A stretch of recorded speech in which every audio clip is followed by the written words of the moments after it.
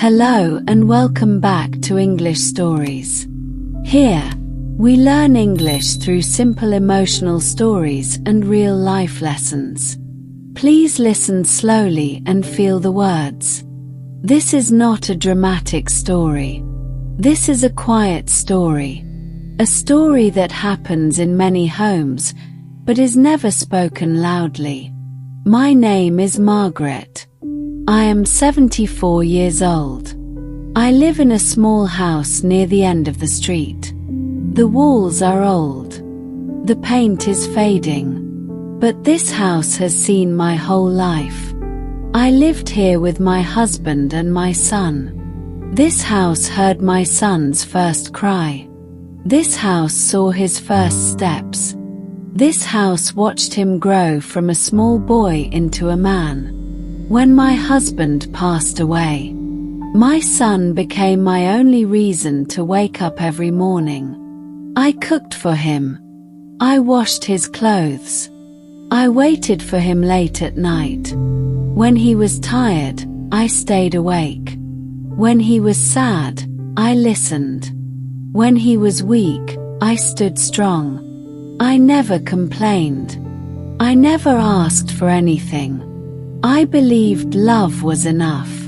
One day, my son came home with bright eyes. He told me he got a job in a big city. He said the city had tall buildings, better life, and many opportunities. I was proud of him.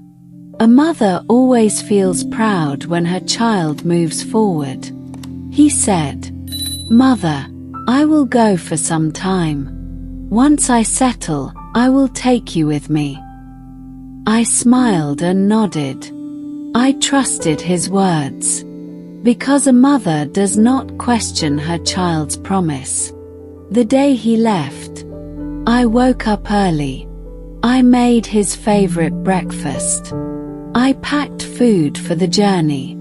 I folded his clothes neatly. Before leaving, he hugged me. "Don't worry," he said. "I will call you every day." I watched him walk away. I stood at the door for a long time. Even after he was gone. That evening, the house felt very quiet. But I told myself, this silence is temporary. Days passed. At first, he called often.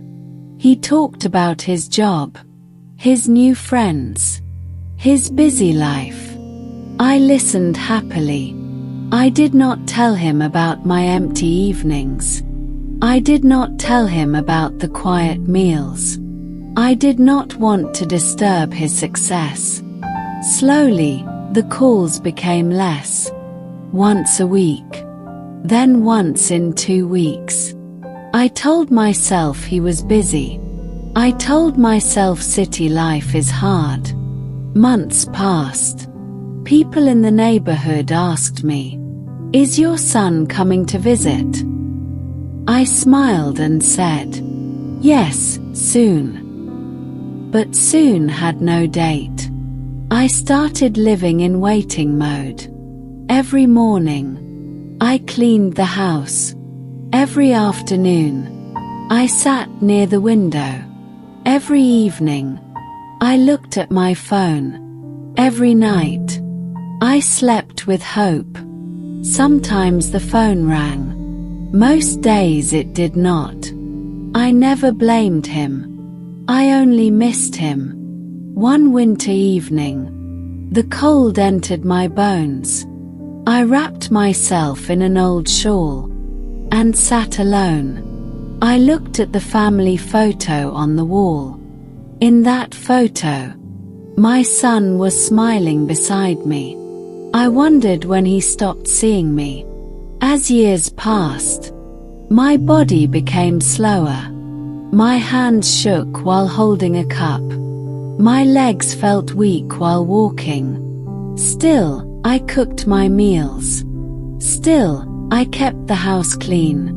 Because I believed one day he would come. One night, I fell sick. My head was heavy. My breath felt weak. I tried to call my son. The phone rang. No answer. I tried again. Still no answer. That night felt very long. I was not afraid of sickness. I was afraid of being alone. Morning came. I survived. But something inside me changed. I realized something painful. My son did not leave me that day. He moved away. He left me slowly. With every missed call. With every forgotten promise. With every excuse. Time moved forward. Festivals came and went. I celebrated them quietly. I cooked special food. Even when no one came. I lit lamps. Even when no one saw. I kept hoping. Then one day, I stopped waiting. Not because I stopped loving him, but because waiting was breaking me. I learned to sit with silence. I learned to eat alone. I learned to talk to myself. I became strong in a quiet way. Years later, my son came back. Not to live. Not to stay. He came for a short visit. He stood at the door, looking uncomfortable. The house felt strange to him. He said, "You look older, Mother." I smiled. Age does not come from years. It comes from loneliness. He stayed for one day. He talked about his life, his work, his children. He did not ask about my nights. He did not ask about my sickness.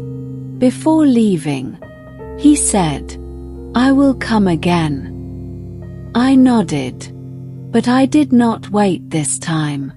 When he left, the house became quiet again. But this time, the silence did not hurt, because I finally understood the truth. Children grow up. They move forward.